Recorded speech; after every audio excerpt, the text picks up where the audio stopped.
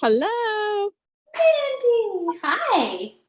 Welcome to the Yoga Trainer Fast Track. We help experienced yoga teachers become trainers in their very own yoga teacher training school. If you wish it was easier to have your own training, Like and subscribe to get free resources. Let's get started. I'm only working one module at a time without stressing myself out. It's great that you're doing it one module at a time. You've got them spaced out so you can learn it, teach it.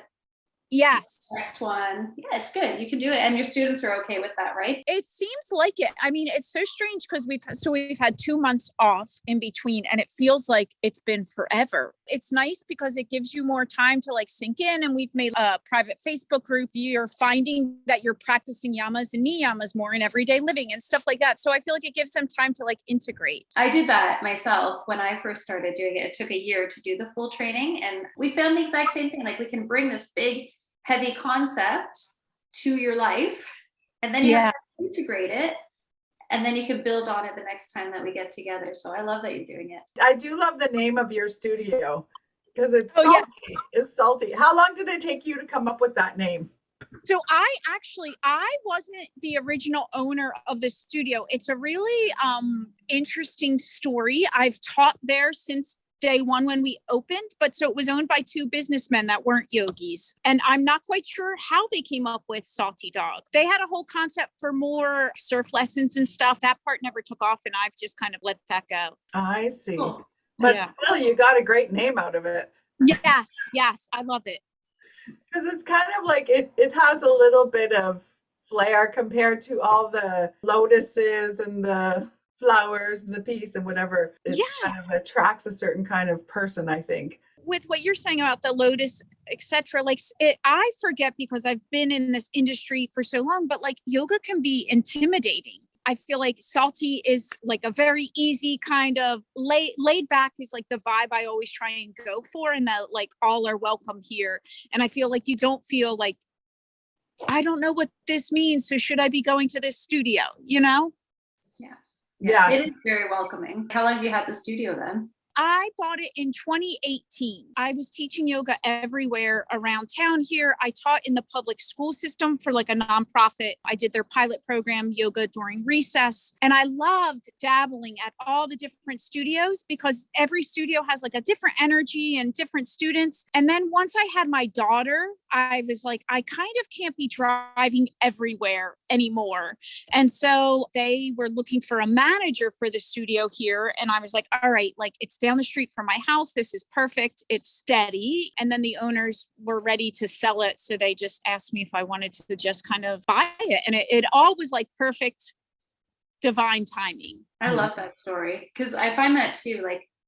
I remember, oh my gosh, teaching at all different places. And I actually never taught at other studios, but at community centers and rec centers. And my trunk was always full of coats of yoga bolsters and props, and it was great for a while, but then you do get tired of lugging everything around. And I guess I think what I found when we opened our studio is making the connection with the students that more permanently, right? It wasn't just you're the sub teacher here and there. You got really good relationships with the students, which I think for me anyway led into teacher training really nicely. We had a good rapport and relationship, so it made sense to continue to be their trainer. I was talking about this in teacher training, taking those positions where you're teaching at a gym or non-traditional yoga places has really helped me become a better teacher, because you might have the power yogi that shows up, but also the person that was oh, yoga sounds nice, and I've never done it before. For me, that really got me thinking right away about how can I offer different options for people so that I can hopefully offer something that everyone can find and take from. So you have all kinds of different classes at your studio. Yes. And all our teachers are from different trainings. I really think is cool too, because it's anytime I take a class, I feel I get to learn so much from everyone. And I also think it exposes students to a whole bunch of, again, it's that yoga buffet. You can nibble off of all these different lineages. I actually really like that because some people really do get stuck in their lineage and what's proper and what's not. So I like that there's a buffet too. I think what I am really appreciating about the ambassador teacher training is you two are not from the same training background. And I was taught more like vinyasa. My teacher studied with Shiva Ray. I feel like when you offer it, it's like a beautiful tapestry of different styles woven together. I feel like I've learned so much. I think that gives a lot of leeway for the trainer to bring their experience into the lesson plans. You know, how they would teach the lesson plans, whether they would be weaving them together, whether they'd be taking breaks in between, or there's lots of room there. I remember you sent an email about how it felt teaching the training and it helped you connect to yoga. We want to give people a feel for what students can expect in the teacher training. So I'm going to backtrack for a second. A couple years ago, I started ending my classes with 3 affirmations. I am enough. I do enough. I'm exactly where I need to be. And I feel like it always seems to resonate a lot with other people because we put all this pressure on ourselves. I've had students ask for a while now about a teacher training, but part of the hesitation was that, you know, that inner dialogue of like, I am not enough, or, you know, who am I kind of thing. And so, but when I was actually sharing what I knew, I kind of like, it was a moment of clarity of like, I do know. And again, I am enough. It's also like a nice pass down to the students to remind them that like, we're constantly going to be growing and evolving and shifting. And so like yoga is a lifelong journey. This is not the end. It's not linear. There's no end destination. It's just, we're just going to continue to learn and evolve more. It felt really great to share and like reaffirm like, yes, I know this.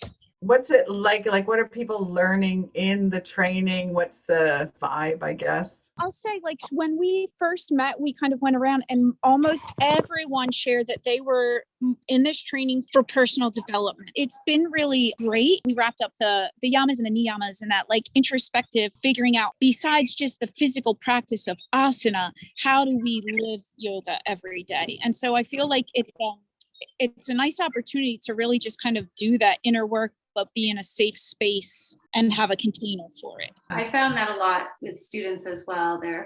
I'm just here for me. I'm never going to teach, but it'll be really fascinating to see what happens after graduation. Because in my experience, a lot of them they can't help sharing what they've learned, whether it's with family or friends, or some of them got on to open studios, and it'll be interesting to see if and how that shifts. So are you on the second module now? Yeah, so we'll start the second module this weekend. And I'm excited. I've really enjoyed that book. I'm a why person. Like I'm always like, but why? You know, and like I just really enjoyed more of a scientific approach and explanation. It gets across this idea of like, you can't just say whatever you want, which is the lineage that I learned in. Like, it was just like, oh, this is for the kidneys, or this oxygenates your blood. It's like, okay, well, does it actually oxygenate your blood? Like, and then they do these tests and they're like, it doesn't really, but it still has other benefits. So it's kind of nice to get that lens, put some accountability on the yoga teachers, you know? I agree. Yeah. And that's really nice, following the yamas and niyamas about, you know, truthfulness and introspection and why are we doing this, followed by, okay, now that we've addressed that, let's make sure that we're honest about what we promise yoga can do, because it seems like any problem in the world, yoga will fix it. And maybe, but I'm always clear with like, there's other things we need to do. It's not necessarily just yoga, but yoga can help. So I find it's a nice flip for the why people. After we get out of the philosophy of module 1, we can get into a lot of the anatomy and the biomechanics, and people are fascinated to learn about their bodies. And yes, that's asana and pranayama, the breath, really important too, all the breathing techniques. Are you letting new students join, or are you keeping one cohort throughout? You know, if someone wants to join, they can. Right now, it looks like we're just set to be, again, the same group that we started with. And that could be because when you do it in that kind of module based, like it's like, I've got to be on my toes to put back in like when the next first module is going to start. I don't love committing to things. So I'm like, oh, I got to like figure out when that is and put that up so that if someone joins, they know like, okay, well, there is going to be another first module to take. I was looking at your schedule that you don't finish until next year. So you might have new people who want to join. So if you want to, you can, but if you don't want to, you don't have to. The rolling intake worked really well when I taught at the studio, but I know as the trainer, I always describe it as a carousel that you can never quite get off because new people start joining. But it was a great option. And for me, I just made it part of my schedule. I teach so many classes a week and I have teacher training every other weekend. And yeah, I'm toying with the idea of next year doing like a weeknight, which is something that's not typical.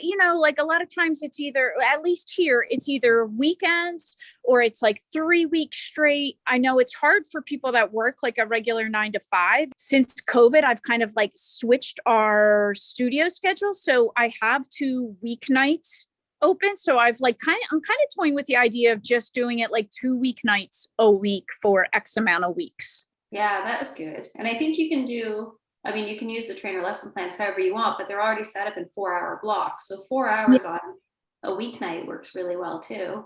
Yes. And it's like consistency while still being like giving space to integrate, but it's still something that's consistent in your life. And that's the beauty. You can do whatever you want, right? Everybody's schedule is different. And if you have the space in your studio, you can have a class where everyone can attend.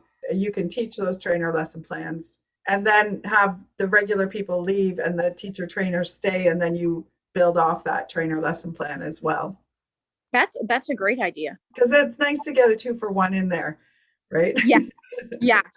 Yeah. We did that. And it was always really fun. Like people would come for their actual, practice. And then, at the end of the class, it was, thank you for coming. If you're staying for teacher training, we'll be back in, 10 or 15 minutes. And that actually was a very subtle like promotion for teacher training because people would, they grab a bolster and a blanket, take out their books, and the people were leaving the studio going, what are you guys doing? You're just hanging out here for the rest of the day? And we're like, yeah, we are. It's so fun. Yeah. So, that was how my 300 hour was kind of structured. And I agree. It's a great way to advertise about what you're offering. And I love that you did a sliding scale for your fees. So you found a way to make it accessible within your community, which I'm sure people appreciate. That was something that was really important to me to try and make yoga more accessible. All of my trainings were on work trade, and I wanted to kind of pay it forward or just open up more opportunity. You just have so much flexibility. Sometimes people aren't quite sure what's happening with the ambassador trainer fast track. Basically, it's like, here's the curriculum, follow this, but it's still your studio, it's still your brand, it's still your values. I remember seeing that when we first started having conversations with you about you being one of the trainers. And as soon as you put it on your website with that sliding scale, it was nice to see. I feel like it's been really easy to work with you all. So thank you. Do the students have any favorite parts, or how do they feel about practice teaching actually? It's so funny. This is a teacher training, but it's like there's that resistance to teach, which that's universal, I think. Yes. And I feel like the more we do it, the more like the easier. It's kind of like riding a bike. You get nervous, but then you keep doing it and then you're like a pro at it. So I feel like that's how I kind of think about it with practice teaching. That's part of our training strategy of like use the thing to teach the thing. If you want to be a teacher, then you just have to kind of jump in and start teaching. The very first day they're practicing on each other just to break the ice. And that's what I think is so great. Like, I feel like from the very first weekend, we already were thinking about so many important factors in teaching yoga. We were practice teaching, you're thinking about the sequence and like intelligently how to put things together. And again, I think it's a fabulous program. Had you ever considered writing your own training? Like, was that ever, in the plans for you? Yeah, I had worked with another teacher and we actually we had a training approved through Yoga Alliance. It was gonna kick off in 2020. And it's so interesting because like, I just was feeling very like anxious about it. And I was saying to the co-teacher, I was like, I don't know if I'm telling the universe I don't want this to go, or if I'm just taking these vibes that like there's like something. And then thankfully We did not end up doing the training, and we didn't have enough people sign up. I canceled it. Of course, like 2 other people tried to sign up after you cancel. I feel like that's always a given, but I feel like hindsight, we would have been on Zoom, and that just, not that, like right now we do have a student that's in West Virginia taking our training via Zoom. She comes down sometimes and is in person and sometimes in West Virginia, which is super awesome. But I feel like being able to offer something where we can be like in front of bodies, seeing bodies is important too. So you had the whole training approved. Was that under the old standards, or did you have like no, it was under the old standards. Okay. So yes. Had you written your whole manual and planned out the training yet and all of that?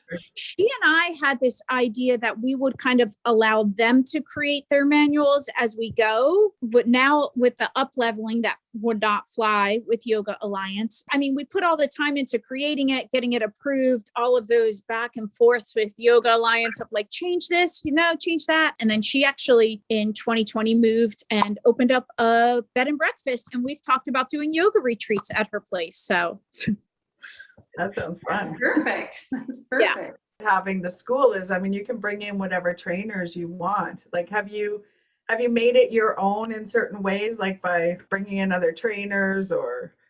Yes.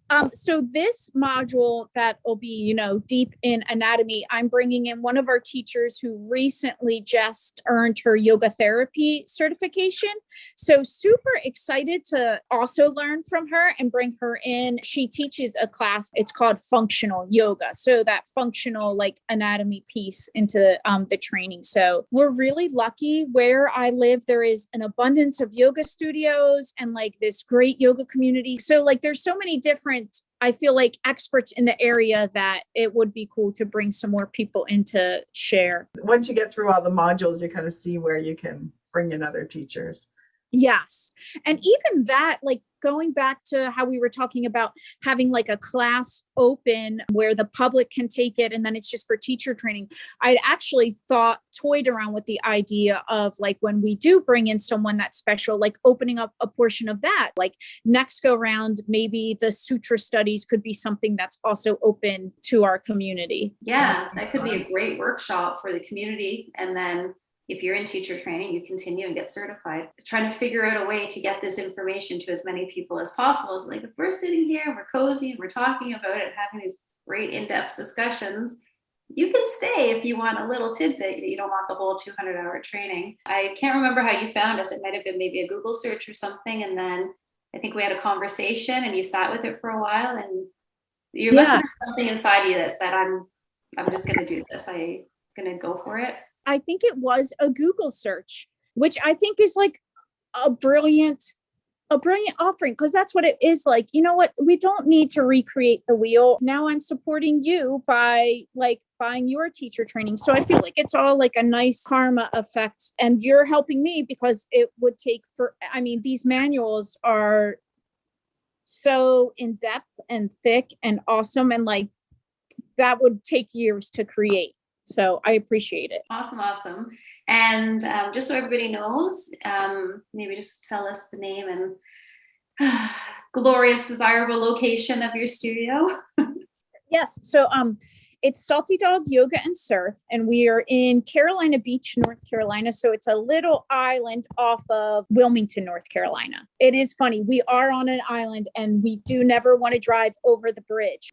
Stay on your island. Well, that is awesome. Do you have anything else you wanted to say? I did want to say, like, as a yoga teacher, like, so, I wear many hats because I also own the yoga studio, and my role probably changed a lot in 2020 as far as like not just showing up to teach yoga. Now it's like getting everybody connected on the internet and all this other stuff. And I feel like this training really helped re-inspire and like rekindle my love for yoga, and also like inspire me to dig deeper, right? And like pull out the sutras and revisit. And so I really appreciate it. And I feel like if there's someone on the fence about this training and you're listening to this podcast, I would say just do it. Thank you. Beautiful. Thank you. I appreciate that a lot.